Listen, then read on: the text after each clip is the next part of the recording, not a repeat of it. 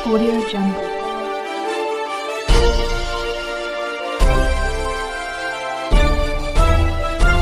Audio Jungle. विधानसभा के 186 अंधेरी पूर्व महायुति के प्रत्याशी मुरजी पटेल का प्रेस कॉन्फ्रेंस मुंबई सत्यवजय तिवारी के नेतृत्व में संपन्न हुआ। प्रेस कॉन्फ्रेंस को संबोधित करते हुए भारतीय जनता पार्टी के मुंबई सत्यवजय तिवारी ने कहा कि इस बार मुरजी पटेल को 10,000 से 20,000 की लीड निश्चित रूप से मिल रही है और मुरजी पटेल ने आमदार न होते हुए भी आमदार जैसा कार्य क्षेत्र में किया है। पानी की समस्या हो, लाइट की समस्या हो, रोड की समस्या हो, सभी समस्याओं पर मुरजी पटेल ने काम किया है, समस्या का निवारण किया है। आज सुभाष नगर में सबको पर्याप्त पानी मिलता है, सभी के घरों में लाइट है और सभी गली में लादी लगाने का कार्य किया गया है। इसी तरह से MIDC में भी कार्य किया गया है। मुरजी पटेल ने पूरे अंधेरी में बहुत सारे कार्य किए हैं। पूरे विधानसभा में मुरजी पटेल का नाम जोरों पर चल रहा है। उत्तर भारतीय समाज, मराठी समाज, गुजराती समाज, वाल्मीकि समाज, सभी समाज के लोग मिलकर मुरजी पटेल का समर्थन कर रहे हैं। इस बार निश्चित रूप से मुरजी पटेल 15,000 वोटों से विजयी होंगे। मुरजी पटेल को जनता का भारी समर्थन प्राप्त हो रहा है। मुरजी पटेल के सभी सभा में लाखों की भीड़ हो रही है। मुरजी पटेल को जनता का भारी समर्थन प्राप्त हो रहा है। मुरजी के हर कार्यक्रम में जन से लाभ उमड़ रहा है। मुरजी पटेल के समर्थन में अंधेरी पूर्व की समस्त जनता उतर चुकी है। मुरजी पटेल के समर्थन को देखते हुए विरोधी पक्ष के लोग हताश हो रहे हैं, निराश हो रहे हैं। इसी क्रम में वरिष्ठ पत्रकार राजू राठौर ने कहा कि मुरजी पटेल के बारे में विरोधी पक्ष के लोग अफवाहें फैला रहे हैं। उन अफवाहों पर ध्यान न देते हुए मुरजी पटेल को भारी मतों से विजयी बनाने का कार्य यहाँ की जनता कर रही है। हम लोग जो लोग कहते थे ना, हम लोग दावा करके ठोक रहे कि हम मराठी उत्तर भारतीय हो गए। मराठी उत्तर भारतीय होने का मतलब कि मराठी भाषी महाराष्ट्र और हम उत्तर भारतीय दोनों सगे भाइयों के एक कतार में आ गए। और शिवसेना, भारतीय जनता पार्टी, महायुति के जितने उम्मीदवार हैं सबको जिता के मार रहे हैं। आपकी सरकार अगर आती है तो क्या सर्वप्रथम क्या है प्लान कि महाराष्ट्र में उत्तर भारतीयों के लिए क्या और यहाँ के लिए क्या करना चाहेंगे? सबसे पहले तो आपको बता दूं कि महाराष्ट्र के जो हमारे लाडले मुख्यमंत्री हैं एकनाथ रावजी शिंदे जी और देवेंद्र फडणवीस जी, इन्होंने जो लाड़की बहन योजना चालू की, जो वृद्धा पेंशन चालू किया, जो वृद्धों के लिए तीर्थ यात्रा, उसमें किसी से पूछा ही नहीं कि आप उत्तर भारतीय हो, आप मुस्लिम हो, क्या हो। जिन जिन लोगों ने उसकी जरूरत समझी, जिन्होंने वो फॉर्म भरा, सारे लोगों को महाराष्ट्र सरकार ने उसका फल दिया। लेकिन उसमें कुछ जैसे आधार कार्ड है या कुछ बहुत सारे ऐसे उत्तर भारतीयों के पास नहीं है, राशन कार्ड है नहीं, तो उसकी वजह से भी बहुत सारे मैंने ऐसा सर्वे में देखा है कि रिजेक्ट हुआ है ऐसा। नहीं, उसके लिए आपको अगर याद होगा तो पूरे मुंबई में जो राष्ट्रीय प्रवक्ता है संजय निरुपम जी, उन्होंने ये सारा कार्यक्रम हर उत्तर भारतीय इलाकों में लेकर ये कहा कि अगर मान लीजिए आपका आधार कार्ड में कोई हमारी बहन यूपी से शादी करके आई है जी, और वो रहते तो आप पति का कार्ड लगा दीजिए, आपका वो पास हो जाएगा। तो वो समस्या तो पहले ही मुख्यमंत्री जी ने हल कर दिया। तो उत्तर भारतीयों को घबराने गया, मैं तो करता हूँ कि मुंबई का या महाराष्ट्र के किसी को घबराने की जरूरत नहीं है। और सबसे बड़ी बात मैं बता रहा हूँ कि कांग्रेस वाले ये दावा कर रहे थे कि हमारी सरकार आएगी तो इस योजना को बंद कर देंगे जी। आज वही ऐड दिखा रहे हैं कि हम 3,000 देंगे। भाई, एक तरफ आप दावा करते हो इसको बंद कर देंगे और दूसरी तरफ आप कहते हो कि हम 3,000 देंगे। तो ये दोगली नीति जो चल रही है वो पूरे मुंबई का महाराष्ट्र के लोग जानते हैं और महायुति की सरकार महाराष्ट्र में बनने जा रही है। राजू भाई, आप क्या कुछ कहना चाहेंगे? आरोप है जो लाडली बहन योजना है ये चुनावी योजना है, सिर्फ चुनाव के लिए से लुभाने के लिए चालू किया गया है। ये सब खाली कहने का विषय है। ये पिछले 4 महीने पहले से चल रहा है और मुख्यमंत्री जी ने कहा है, देवेंद्र फडणवीस जी ने कहा है कि योजना आगे जब तक सरकार है तब तक चलती रहेगी। अब कोई दूसरी न चाहने वाली सरकार आ जाए तो वो बंद कर दे तो उसमें उनको कुछ नहीं है। लेकिन इतना तय है कि महायुति सरकार जब तक रहेगी इस योजना को कोई छू नहीं पाएगा। हमारे बीच में वरिष्ठ पत्रकार राजू राठौर जी बैठे हैं। राजू राठौर जी, आप अपना विचार व्यक्त कीजिए कि हमारे प्रतिनिधि, आपके प्रतिनिधि मुर्जी पटेल के बारे में इस विधानसभा के आपका क्या राय है। आप यहीं पे रहते हैं, आप अंधेरी विधानसभा को बड़ी अच्छी तरह से जानते हैं, तो अपना विचार व्यक्त कीजिए। ये विधानसभा में यहाँ की जनता किसको चाह रही है और किसका परचम लहराएगा, ये आप बेहतरीन तरीके से बता सकते हैं। पत्रकार होने के नाते मैं अपना ऑब्जर्वेशन बता सकता हूँ। कुछ दिन पहले मैं जो है एक रास्ते से गुजर रहा था और 8-10 साल के कुछ बच्चे थे जो धनुष बाण का झंडा शिवसेना का और गले में शिवसेना का जो पट्टा होता है वो बांध के जो है चिल्लाते हुए, नारा लगाते हुए जा रहे थे कि मुर्जी पटेल आगे बढ़ो, हम तुम्हारे साथ हैं। इसका मतलब ये है कि अंधेरी विधानसभा के बच्चे बच्चे मुर्जी पटेल के साथ है, तो मुर्जी पटेल की जीत पक्की। और कोई इसी पर कोई प्रश्न उत्तर? एक मैं आप लोगों को उत्तर दे सकता हूं, जो प्रश्न हो चुका है। लाडली बहन योजना का जो मुद्दा उठा है, लाडली बहन योजना जो चालू की गई महाराष्ट्र सरकार में, वो केवल मुख्यमंत्री एकनाथ शिंदे ने नहीं चालू किया है खुद का, वो महाराष्ट्र सरकार ने चालू किया है, जिसके ऊपर पूरे विधानसभा के सदस्यों का सिग्नेचर है और राज्यपाल की सिग्नेचर है। ये सरकार रहे या न रहे, आने वाली सरकार अगर मिटाएगी तो पूरी प्रक्रिया उसको भी करना पड़ेगा, इसलिए आप लोग डरने की कोई जरूरत नहीं। ये एमएलए उम्मीदवार मुर्जी पटेल जी जो है, कुछ लोग इनकी छवि जो खराब करने की बातें आप कर रहे थे, कई सालों से जब भी चुनाव का माहौल आता है वो लोग एक्टिव हो जाते हैं। और मुर्जी भारतीय जनता पार्टी में परसों ही ज्वाइन किया है मैंने, कल मेरा जन्मदिन था और आज से मैं अंधेरी विधानसभा के उम्मीदवार महायुति के मुर्जी भाई पटेल के लिए अपना कैंपेन चालू किया है।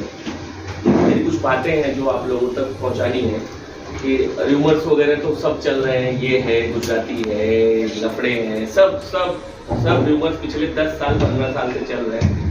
आप लोग को याद होगा, उसके पहले मैं मेरे बारे में जानकारी दे दूं। मेरा नाम अजय तिवारी है। मैं 2017 में इंडिपेंडेंट कॉर्पोरेशन का चुनाव पंप हाउस वार्ड क्रमांक 79 से लड़ा था और 1.5 महीने की तैयारी में मैंने अपक्ष 4500 वोट लिया था। ये जो मुझे जानते हैं उनको बहुत अच्छी तरह पता है, जो नए हैं वो उनकी जानकारी के लिए बताया है। तो 1.5 महीने में 4500 वार्ड क्रमांक 79 तो और 3 दिन में अंधेरी विधानसभा लीड दिलाना, ये टारगेट देके आशीष जी ने मुझे नीचे भेजा है कि अंधेरी विधानसभा 10 से 15 हजार की लीड लेके आपको आगे आना है और उतनी लीड अगर हुई तो आपको एक सम्मानजनक पद दिया जाएगा। तो मुझे लगता है उन्होंने जो सम्मानजनक पद देना है पहले ही दे दिया। मुंबई जैसे शहर में आपका एक छोटा भाई एक सचिव बन के, उन्होंने सेक्रेटरी बन के अगर मुंबई में लिया है तो ये मेरे लिए सम्मान की बात है और अपने समाज के लिए भी सम्मान की बात है।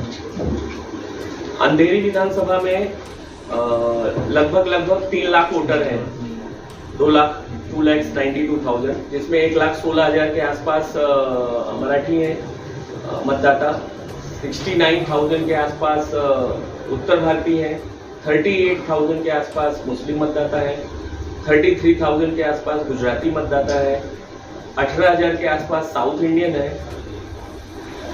12,000 के आसपास क्रिश्चियन है और 7-8 हजार के आसपास अदर्स हैं। ये आंकड़े हैं, ये आप ऑफिशियल वेबसाइट पे भी देख सकते हैं। आंकड़े इसलिए पेश कर रहा हूँ कि इन्हीं आंकड़ों के सहारे आप समझ पाएंगे कि हम एज अ महायुति ये सीट कैसे जीत रहे हैं। तो पहला आंकड़ा मराठी में लगभग हमारी लड़ाई 60-40 है, 60% वोट हमारे पास है। उत्तर भारतीय समाज एक तरफा महायुति के साथ है, वो बताने की जरूरत नहीं है। गुजराती समाज एक तरफा बोलो तो 80% के आसपास, 10% 20% हर जगह अपवाद रहते हैं। उसके बाद मुस्लिम समाज महाविकास आघाड़ी के साथ है, बताने की जरूरत नहीं है। लेकिन मुर्जी भाई पटेल ने मुस्लिम समाज के लिए इतना अच्छा काम किया, इसलिए वो 20 से 25% वोट वहां पे ले रहे हैं। ये टोटल आंकड़े साउथ इंडियन बीजेपी के साथ है, कोई बोलने की जरूरत नहीं, महायुति के साथ है। क्रिश्चियन थोड़ा मोल्ड उनका महाविकास आघाड़ी की तरफ है। ये ओवरऑल आप लोग एक अच्छे वर्ग से आते हैं, आप लोग को आंकड़े सब पता है। तो ये आंकड़ों का अगर गणित देखेंगे तो पिछला चुनाव 78,000 वोट महायुति को मिला था और 68,000 वोट रुतुजा जी को मिला हुआ था। अमोल किरकिर जी लड़े थे, मिला हुआ था। अगर आप पिछला चुनाव देखेंगे, उसके पहले ऋतुजा जी लड़ी थी तो 68,000 चुनाव उनको एज अ महाविकास अघाड़ी मिला था। उसके पहले रमेश लटके जी लड़े थे, 68,000 उनको मिला था। तो मेरा बोलने का ये है कि महाविकास अघाड़ी पिछले 3 चुनाव में जो परफॉर्मेंस है 68 का आंकड़ा क्रॉस नहीं कर पाई है। और उस 68 में मैं पिछले 8 सालों से इंडिपेंडेंट था, मेरा भी 1000-2000 का योगदान था, इससे बड़ा योगदान नहीं बोलूंगा। तो वो 68 में माइनस ही है। 1,60,000 के आसपास की वोटिंग होगी और अंदाजन 90,000 के आसपास महायुति के उम्मीदवार को मिलेगा। ये मेरा कैलकुलेशन है, मैं कैलकुलेशन ही प्रेजेंट कर सकता हूं आप लोग के सामने, और आप लोग के माध्यम से ये अपील कर सकता हूं कि आप लोग महायुति के उम्मीदवार को जिताने के लिए आपके जितने संपर्क हैं, आप अपने अंधेरी में उन संपर्कों को एक्टिवेट कर दीजिए। और ये अनुरोध है। अब अगर आपके कुछ सवाल हैं तो आप पूछ सकते हैं। सारी योजना या बहुत सारे करप्शन की बात करते हैं, लेकिन आज तक किसी ने भी कोई प्रूफ अब तक नहीं कर पाया। ना कोई ऐसे कागजात है जिसे उन्होंने जो है सामने दिखाया किसी के कि जिसमें ये तय हो कि मुर्जी पटेल उस करप्शन से संबंधित है। ठीक है, उन लोगों को मैं ये कहना चाहता हूँ कि अच्छा, एक चीज और मैं बताऊँ, एक इन्होंने स्कीम या इन्होंने नारा लगाया है, बोरिया बिस्तर बांधो और घर को जाओ। जो ये लोग ये बोलते हैं जिसमें कि मुर्जी पटेल इस चुनाव के बाद हारेंगे और बोरिया बिस्तर बांध के घर जाएंगे। लेकिन मैं ये कहना चाहूंगा कि मुर्जी पटेल जो है कहीं किसी करप्शन में, मेरे हिसाब से, मेरा ऑब्जर्वेशन, आज तक कोई डॉक्यूमेंट्स या कोई प्रूफ नहीं मिल पाया है जिसमें वो कहीं पे जो है उसमें इन्वॉल्व हो और करप्शन किए हो। और अगर ऐसा कुछ होता तो ये जो इतने एक्टिव लोग हैं आज तक उनको फंसा दिए होते सर। और मैं ये कहूंगा कि अगर कोई एक भी डॉक्यूमेंट्स ये लोग ये साबित करे कि मुर्जी पटेल उस करप्शन में इन्वॉल्व है तो हम पत्रकार मिलकर उनके ऊपर एफआईआर करवाएंगे। ठीक है, और रही दूसरी बात, जैसे कि चुनाव की जो स्थिति देखी जा रही है, मुझे यह लग रहा है कि कहीं मुर्जी पटेल इनको घर तक न छोड़ के आए। और मुर्जी पटेल की विशेषता रही है कि मुर्जी पटेल 100 बसें 1 सेकंड में जो है इंतजाम कर देते हैं। और इन लोगों के लिए मुझे तो लगता है 1 बस ही काफी है जिससे मुर्जी पटेल सबके घर घर छोड़ के आए। एक आखिरी सवाल सर, कटोगे तो बटोगे, ये नारा जो चले आ रहा है सर, इसकी मीनिंग बहुत जनता, बहुत सारे नेगेटिव और पॉजिटिव, तो इसको आप बताना, ये हमारे चैनल के माध्यम से दर्शकों और हमारे देशवासियों को क्या है उसका तात्पर्य? कटोगे तो बटोगे जैसा कुछ है ही नहीं। हम पहले से एकजुट थे और उसपे से योगी आदित्यनाथ जी और हमारे प्रधानमंत्री जी ने हमको और एकजुटता से आगे आने के लिए अपील कर दिया है। इसमें तो कुछ है ही नहीं, गलत कुछ है ही नहीं। उसका तात्पर्य क्या है, कटोगे तो बटोगे? आप एकजुट होना चाहते हैं, ये उनका कहना है। महायुति उम्मीदवार के लिए हम लोग एकजुट होना चाहते हैं, खिलाफत कहाँ है? और इसका विरोध भाजपा के राज्यसभा सांसद अशोक चौहान जी, देवड़ा जी, उन लोगों ने विरोध किया है कि कटोगे तो बटोगे, इसका हम समर्थन नहीं करते हैं। बीजेपी में ही मतभेद है। बीजेपी कैसे लोगों को संतुष्ट कर पाएगी? इंटरव्यू हुआ उसमें राधा कृष्ण विखे पाटिल जी ने भी बोला और सूरज जी ने भी बोला कि हम भी इसका समर्थन नहीं करते। देखिए, ये वरिष्ठ लोग हैं और वरिष्ठ लोग का अभी मैंने स्टेटमेंट सुना नहीं है, 3 दिन ही हुए हैं मुझे, तो इसका जवाब लेने के मैं जरूर आप लोग को चाहता हूँ। चलिए, एक मिनट सुन लीजिए। ये जो बटोगे तो पटोगे वाला आपने पूछा, नजरिया जानने की कोशिश की है, आप किस नजरिए? मैं बता रहा हूँ, जैसे कि उन्होंने कहा कि लोगों का नजरिया, लोग किस नजरिए से सोचते हैं। आप किसी फिल्म को जब देखने जाते हैं तो आपका जय वीरू से ज्यादा गब्बर सिंह याद रहता है। जी जी, हम तो अपने परिवार में भी बोलते हैं 2 बच्चों को कि भैया बाहर जा रहे हो तो एकजुट होके जाओ, नहीं तो बाहर वाला कोई, तो उसका सीधा सीधा तात्पर्य है कि हिंदुस्तान के जो राष्ट्रभक्त है वो बाहर वालों से सावधान रहे, क्योंकि अगर राष्ट्र जितने हमारे हिंदुस्तान के जितने भारतीय हैं, अगर वो आपस में तालमेल नहीं रखेंगे तो बाहरी लोगों से निश्चित तौर पर कटने का खतरा बरकरार रहेगा। यही प्रधानमंत्री जी ने भी सोचकर कहा है, यही योगी जी ने भी सोचकर कहा है। अब किसी का नजरिया अगर ये है तो उसको जय वीरू पसंद ही नहीं है, तो गब्बर सिंह देख रहा है, क्योंकि अक्सर लोगों के मानसिक पटल पर विलन अच्छी तरह आज भी हो जाता है। और जब विलन हावी हो जाए तो उसमें भगवान श्री राम दिखाई नहीं पड़ता। कोई मुद्दा नहीं है, भगवान श्री राम का धनुष बाण है आप लोगों के सामने, उसको ढंग से चलवाइए और आने वाले समय में भ्रष्टाचार और महाराष्ट्र की जो रावण है उनका वध कीजिए, इससे ज्यादा। जय श्री राम। जय श्री राम।